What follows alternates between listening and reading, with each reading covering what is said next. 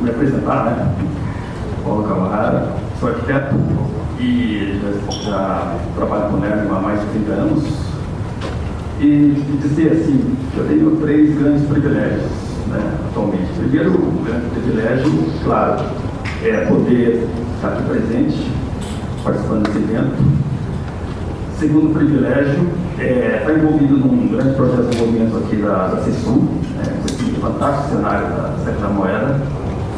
Assim, eu andei por lá, né? É uma paisagem de se arrepiar, tão legal. E dizer que nós estamos fazendo um planejamento cuidadoso, no sentido de preservar todos os ativos que tem, por exemplo, na região, né? E o terceiro privilégio, claro, é dizer que é um privilégio trabalhar com o Lerner. Eu mando uma saudação para todos vocês em nome dele. E eu vou tentar aqui transmitir, né, algumas mensagens, alguns conceitos, né, do trabalho acumulado, né, de toda a equipe que é ligada ao Lerner. Bom, uma coisa importante aqui é compartilhando cidades, né? Então, a minha intenção aqui é desdobrar, né, essa palavra compartilhando nos 2 aspectos. Primeiro, compartilhar experiências, né, acumuladas do nosso trabalho, toda a equipe do Lerner.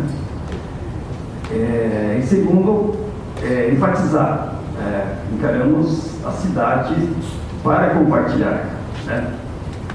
Ou seja, numa era, né, que hoje tudo se fecha, né, eventualmente por segurança, por outros motivos, nós temos que realmente defender uma cidade aberta, né, que seja compartilhado por todas as classes sociais, por todas as idades, etc. Então, eu vou falar aqui rapidamente da experiência Curitiba, né, que muitos senhores já conhecem, e passear um pouco por alguns projetos. Dizer também que eu tive uma passagem pelo EPUC, Instituto de Planejamento de Curitiba, e tive uma passagem pela COMEC, que é o órgão metropolitano lá do Paraná, no qual podemos consolidar um grande trabalho de relacionamento relacionado aos mananciais, né, a preservação dos mananciais de Curitiba, e passear por alguns projetos assim, na área pública que nós temos feito atualmente. Para quem não sabe, o Lerner ele foi prefeito 3 vezes em Curitiba, alternado, né? E depois governador 2 vezes. Ele emendou 5 gestões públicas. E uma palavra que possa definir o Lerner seria idealismo e fazer acontecer, né? Assim, ele é um sonhador, fazedor, né?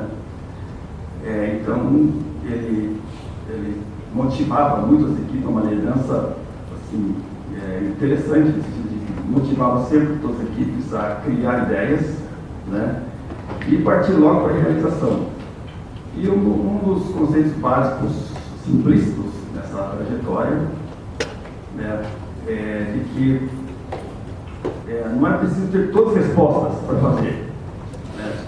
Hoje, via de regra, né, há um temor, assim, uma busca de uma certeza de todas as respostas, que às vezes levam uma gestão inteira e não acaba fazendo nada.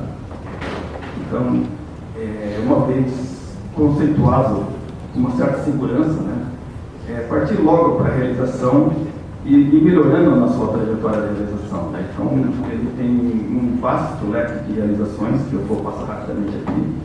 E também dizer que ele continua sonhando, né? Nós temos feito alguns trabalhos, né, muito trabalho privado, que eu não vou falar, aqui é um breve resumo de algumas delas, né? E mostrar assim, esses sonhos que estão sendo feitos, né? E destacar alguns conceitos importantes, né? Dizer que esses conceitos, sim, Curitiba tem condições geográficas, socioeconômicas, etc., diferente, né? Qualquer outra cidade. Cada um tem seu jeito. Mas dizer que alguns conceitos são universais, né, para quem trabalha com urbanismo, para quem tem curiosidade de pesquisar esse assunto, vai ver que no mundo inteiro, quando se discute esse assunto urbano, há uma convergência em alguns grandes conceitos que a gente vai colocar aqui. Então, falando compartilhando cidades, e dizer que, assim, o que eu vou apresentar aqui é um pequeno recorte, né, do que achamos como cidade sustentável, e também esse recorte dizer qual a interação dessa cidade sustentável, principalmente com relação à água, né, nos seus mais diversos aspectos. Não tenho a pretensão aqui de responder as perguntas também, né, mas a água no sentido de paisagem urbana, a água no sentido da bacia da água, a água nos seus todos os sentidos simbólicos possíveis, né? O próprio Guilherme tem uma frase interessante que diz o seguinte, que preservar é conhecer. Né? Via de regra, a maioria das cidades brasileiras, o fundo de vale é um fundo mesmo, né? Não é? Deve ser frente de vale. Né? Então, há uma cultura, sei lá, onde tem isso de deixar tudo, os vales, os fundos de vale para trás, escondidos, né?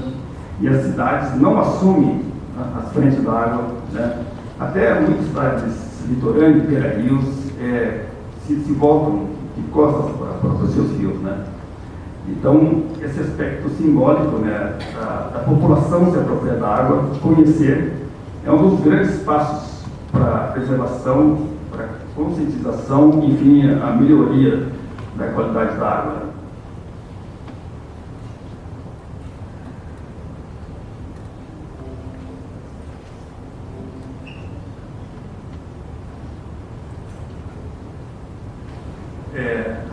Yes, nós temos mascote também. Não sei se o Renato está aí ainda. O Renato mostrou um mascote hoje cedo no instituto lá do Quadrilátero.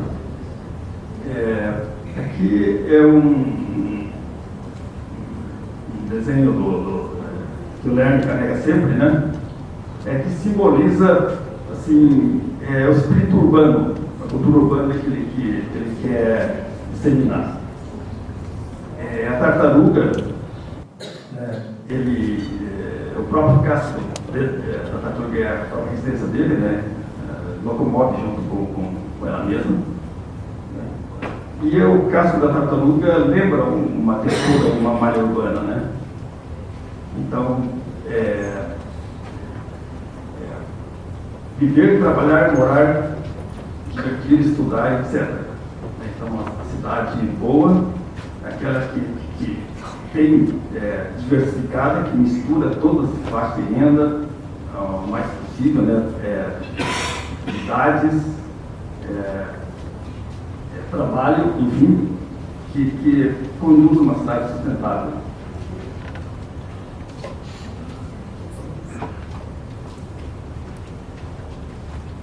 Aqui tem um diagrama muito interessante, né, que compara Atlanta e Barcelona. Muito além da questão meramente ambiental, né, falando da questão assim, de urbanização propriamente dita, de modelo de urbanização, né? Então, vocês podem ver aí, né, no rolê, são cidades com proporções parecidas, né? Como a cidade de Barcelona, né, que para quem conhece é uma cidade super agradável, né, com boa qualidade de vida, 10% da emissão de carbono de Atlanta. Né? Então, assim, um paradigma interessante é o paradigma das cidades europeias, né? No sentido de você buscar essa densidade, uma certa densidade, né? Evitar o espraiamento, porque o espraiamento, além de aumentar as emissões, né, você carro para se deslocar, tudo, a infraestrutura é muito mais cara, né, para você levar o viário até as comunidades praiadas, levar o equipamento público, né, também é muito complicado, né, e também você, assim, qual o pequeno comércio É raro o pequeno comércio se viabiliza em loteamentos espalhados. Então, algum urbanista que fugiu o nome, ele fez o seguinte enunciado: o primeiro princípio da sustentabilidade é a densidade, ou a compacidade, em suma, né? Então, a compacidade e a densidade viabiliza tudo. Com a menos estrutura, colocando mais gente morando, você possibilita trajetos a pé, você resolver tudo a pé, viabiliza o pequeno comércio. Em suma, é um paradigma assim, que hoje o mundo inteiro busca esse paradigma urbano para uma cidade mais sustentável.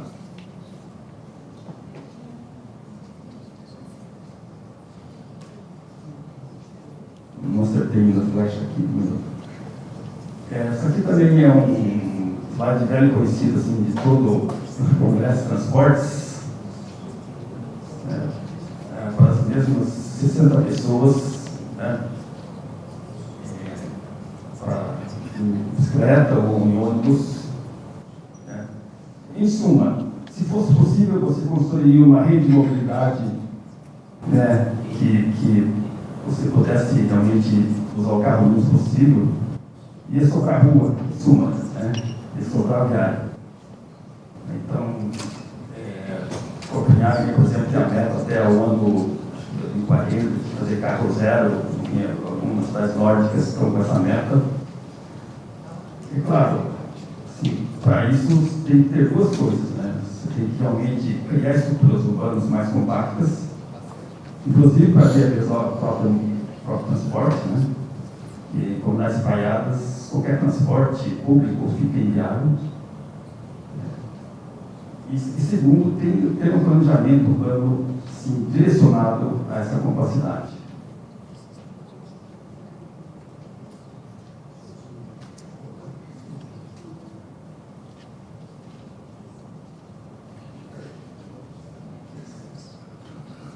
Acertando aqui a flecha.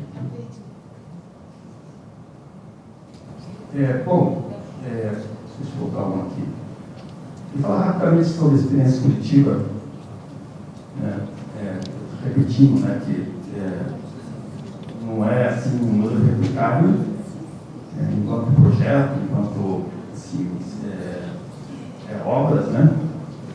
Mas que os conceitos, assim, os fundamentos, assim, com certeza, a boa parte dos fundamentos que têm sido aplicados em coletiva são hoje universais.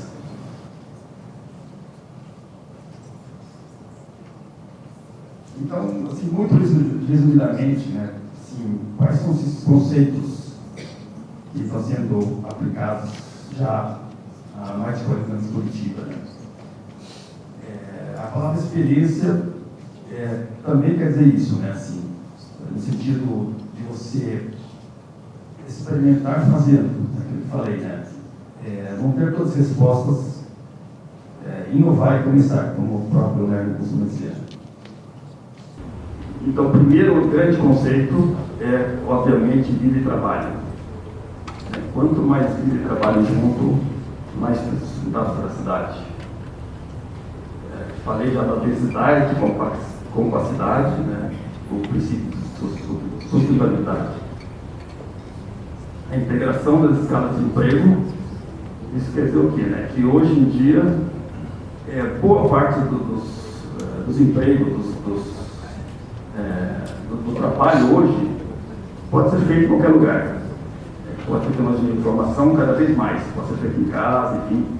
Você não precisa mais separar as funções, como se separava antigamente. Tomar cuidado apenas com o tráfego pesado, de logística industrial que envolve carretas, isso sim, tem que se separar da cidade. De resto, tudo mais pode ser misturado, para facilitar a vida das pessoas. É óbvio, que sim, o melhor dos mundos seria você trabalhar e morar no mesmo bairro. Mas, às vezes, não tem essa opção. Seu emprego melhor está do outro lado da cidade, ou você quer morar também está do lado oposto. Mas você tem que ir atrás desse meio termo, de facilitar a vida das pessoas, o planejamento, a gestão pública tem esses instrumentos para essa facilitação. Então, você tem que buscar esse meio termo aí. Então, falei aí diversidade, né, de misturar renda, atividades, idades, o mais possível. É claro que não somos ingênuos de falar assim, no mesmo prédio tem que ter Minha Casa Minha Vida faixa 0, faixa 1, faixa 2 e a elite morando no prédio, não é isso. Mas no mesmo bairro é possível ter essa convivência. Então, e o planejamento público tem esses instrumentos para induzir esse tipo de ocupação. Uma prioridade do transporte coletivo hoje, uma coisa óbvia, né? Todo mundo fala disso. E o conceito que a população do Medellín, né, da primazia do espaço público e do pedestre. Ou seja, a cidade tem que ser planejada para que os melhores espaços sejam públicos. Nada contra condomínio fechado ou shopping fechado, mas os melhores espaços têm que ser garantidos a toda a população. O novo integrado ao antigo, né? Isso é um tema da identidade que vamos falar. Você não perder nunca a memória da cidade, da sua história, enfim, das suas raízes. Claro, fazer um novo, né? Hoje a arquitetura, né? Sabem fazer isso muito bem, né? Que é um conceito muito importante. E que entramos aí na questão da identidade. Assim como o seu corpo humano, né? Você tem que ter tudo funcionando, né? O seu coração, as suas artérias, os seus ossos, etc. A cidade é a mesma coisa. Você tem que buscar que tudo funcione bem. Sistema viário, transporte, saneamento, etc. Mas todos nós sabemos que, assim, você como ser humano não vive só disso. Você vive do espiritual, do metafísico, do intangível, né? Do intelectual, do lazer, enfim. E a cidade é a mesma coisa, né? Ou seja, você tem que o intangível ou a identidade tem que ser parte estruturante do planejamento de uma cidade. Então, toda atividade ligada às artes, à cultura, à memória, enfim, né? Isso tem que ser pensado junto com as outras necessidades de uma cidade. E, finalmente, as culturas urbanas, né, que são, muitos falam aqui da continuidade, né, da demora das coisas. Então, o conceito de, uma vez construído uma visão global ou do bairro, master plan municipal, local, é possível você rapidamente realizar essas tais conjunturas. São pequenas intervenções, né? Como uma verdadeira agulhada mesmo, que espalha energia e que possibilita a consolidação daquele master plan ou daquele programa que você pré-estabeleceu.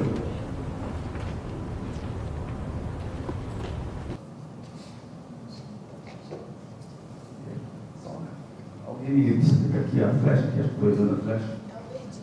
O verdinho? Então, falando rapidamente dos conceitos que eu tive aqui, foi eleito 5 grandes eixos chamados estruturantes, onde tem o melhor transporte e onde é induzido a ocupação mais adensada. Né? Então, onde é permitido fazer edifícios, né? Mas é obrigado, toda a edificação nova é obrigada a fazer comércio no teto, para você induzir realmente os empregos, as lojas, o comércio, para todo esse transporte. O maior número de pessoas morando próximo ao melhor transporte. E uma curiosidade interessante, quando você constrói um prédio de escritório, por exemplo, você tem um potencial maior. Então, você imagina um prédio desse, cabe 300 empregos, 500 empregos, né? Então, realmente, você consegue fazer esse adensamento, tanto de pessoas morando, como de empregos ao longo desse transporte. Então, paralelamente, teve os trabalhos de mobilidade, né, em toda a cidade. Então, é importante destacar a escolha da tecnologia. É claro que o metrô enterrado é o melhor sistema do mundo, mas é caríssimo. Né? Com um custo de 3, 4 km de metrô, você implanta uma rede em superfície integrada, né, como foi feito em Curitiba. Com N terminais, hoje expandiu a integração da região metropolitana, né, para 13 municípios. Enfim, é um trabalho em constante evolução. E futuramente, né, deve ser trabalhar todas as questões de pequenas alimentações, de trans, ou de bicicletas, ou transporte individual não proprietário, né, como as bicicletas da Ligue Comissão em Paris, né, para construir uma verdadeira trama de mobilidade, né, que é chegar perto do porta a porta, né, para que realmente o carro seja estimulado, desestimulado e as coisas funcionem dentro dessa trama de mobilidade. E, paralelamente, esses grandes eixos, né, estruturantes que foram feitos, tem um grande trabalho de preservação dos caminhos antigos, né, de preservação da escala, de valorização do próprio centro de cidade, do setor histórico, e rua de pedestre, né, a primeira rua de pedestre do Brasil. Então, uma curiosidade, foi feito paulatinamente nessa rede de pedestres, um shopping aberto, né? Como se fosse um shopping aberto, onde as âncoras são os terminais de transporte. Então, quase todos os principais terminais de transporte são interligados com pedestres, né? Que garante todo esse fluxo, né, para viabilizar o comércio existente aí. E toda a questão, né, da memória, preservação, de animação urbana, né, através de feiras noturnas, de espaços culturais, de feiras de artesanato e assim por diante. E chegando aqui na questão ambiental, destacar duas coisas, né? Primeiro, a equipe do Lerner, já na primeira gestão, 8 anos atrás, fez um cadastro de todas as áreas verdes de Curitiba, mas pouco se falava nisso, e para garantir futuros parques.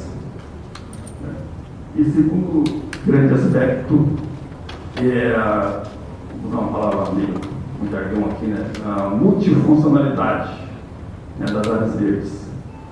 Então, as áreas verdes associadas à drenagem, ao lazer, né, à própria paisagem, ao paisagismo, e garantir, então, a consolidação de uma rede de grandes parques urbanos aí. Então, associado a toda uma política de macro-drenagem, foram feitas diversas lagoas, né, de contenção ou de amortecimento de cheias, que ajudou muito na questão da macro-drenagem da cidade. Paralelamente, já há mais de 20 anos atrás, foi feita uma rede de mais de 100 km de ciclovia, ligando praticamente os parques e aos grandes geradores de emprego. Então, aqui passeando assim por grandes parques, né? E falando dessa tal multifuncionalidade, né, atrelado à questão da identidade, em Curitiba tem muitas etnias, né? Tem polonesa, ucraniana, etc. Então, foi associado nos parques aí grandes equipamentos culturais de valorização das etnias locais.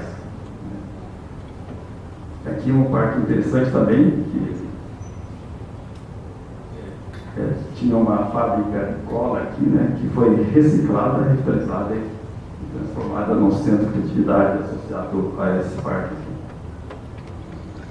E as pedreiras, outro conceito, né, fazer das feridas da cidade uma atração. Né. Hoje tem várias pedreiras que foram recuperadas como e viraram realmente grandes atrações, grandes parques da cidade, alguns espaços culturais. Aqui, uma universidade de meio ambiente, né, que objetivo é transformar ele no centro de referência de dados ambientais, de cursos, enfim, de capacitação ambiental. E a ópera já não virou um símbolo, né, também no Parque das Pedreiras.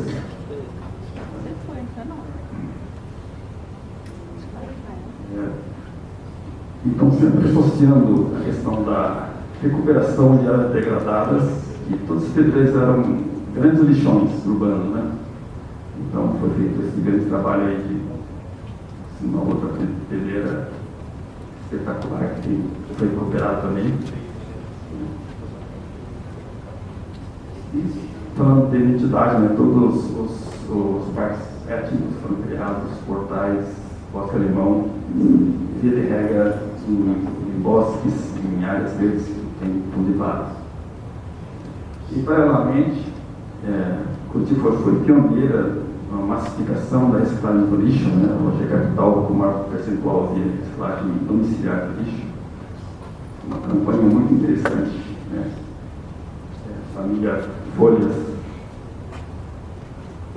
Então, o conceito foi começar pelas crianças, pelas escolas, né? E as crianças obrigaram os pais a fazer essa reciclagem doméstica. Paralelamente, um grande trabalho também de troca de lixo reciclável por comida, né? Nas comunidades carentes, e outras variantes de novo tipo que foram feitas. E daí eu tive o privilégio de trabalhar na região metropolitana de Curitiba, tá? São 29 municípios. Isso já é um trabalho de longa data, né? A gente ajudou a consolidar esse trabalho. Destacar também que a empresa de saneamento do Estado tem já há bastante tempo também tem feito um grande trabalho de abastecimento de água e saneamento. Isso obviamente contribui muito, mas o aparato que é legal de preservação, né, a gente consolidou, né, juridicamente, tudo aqui na Curitiba, no miolo aqui. Quase toda a água de Curitiba vem dos municípios vizinhos. Destacar aqui um aspecto interessante, que aqui da Serra do Mar, né, e aqui são as nascentes do Rio Iguaçu, que desagam no parque, nas cataratas do Iguaçu. Ou seja, são cabeceiras que têm pouca capacidade, né, de captação, né, em superfície. Então, já temos, foi planejado diversos reservatórios que foram construídos e protegidos através de área de proteção ambiental e outros instrumentos, né. E aqui, vários graus de proteção, né? Reservatório que é uma parada que merece, assim, realmente é mais rígido, né? Mais restrito, com uma proteção ambiental. Aqui no caso da indústria, um caso de uma captação a fio d'água aqui, né? Aqui embaixo, nas áreas intermediárias aqui de transição, que as PDRs estavam sendo ocupadas, foram feitos instrumentos de planejamento de controle parcial. Não vou entrar em detalhes, mas que, assim, realmente um aparato de proteção, né, garantia do futuro das águas. E a nível de desenvolvimento regional, né, todas aqui são mananciais, foi determinada aqui como vetor de expansão sul, né, de criação de grandes eixos de desenvolvimento na área, mas, obviamente, para não conflitar os mananciais. A produção industrial também foi direcionada mais para esse arco sul, né, buscando essa conciliação com o meio ambiente. E aqui um aspecto muito interessante, né? Você tem que dar alternativa econômica, né, para as áreas mananciais. Que alternativa eles vão ter se não pode fazer quase nada, né? Então, está sendo feito desde aquela época, né? Há um tempo, um trabalho de circuitos de turismo rural, né, associado à produtora orgânica, né, e valorização da memória, que ainda restam muitos fragmentos de identidade aí de italianos, poloneses na franja metropolitana de Curitiba. Aqui, uma curiosidade, né, assim, hoje é comum nesses circuitos tem grandes caminhadas aos domingos, né, que a Emater lá hoje ajuda a fazer, e tem várias empresas mesmo que foram abertas a estimular as caminhadas. Aqui no caso são caminhadas assim, que aparecem milhares de pessoas nessas caminhadas, né, de 2-3 horas. E sempre associam essas caminhadas, assim, por exemplo, vamos caminhar nesse trecho aqui. E aí eles acertam com produtores locais, hoje tem muitos restaurantes, né, caseiros, enfim, familiares, e o pessoal almoça, a maioria das pessoas almoçam, né, nesses locais. Então, criou realmente uma alternativa muito interessante, né, que preserva e estimula a geração de vida e renda, preservando essas áreas da cidade metropolitana. E aqui um grande trabalho, que aqui está o Rio Iguaçu, né, uma nascente de Iguaçu que vai estar lá nas cataratas. Já há algum tempo há um grande trabalho de proteção, né, são, o quadro geral são uma grande parte, tipo, eu gosto de aqui em São Paulo, né, que infelizmente atividades marginais são deportadas. Mas lá, há algum tempo, foi protegido uma grande faixa média de 500 metros de largura, que além de ser uma grande faixa de amortecimento de drenagem, né, de enchentes, está em curso já há algum tempo uma série de pequenos parques. Dentro do grande parque tem pequenos, grandes parques acontecendo. Alguns sonhados, outros realizados. Vou passar rapidinho aqui. Aqui, por exemplo, foi conectado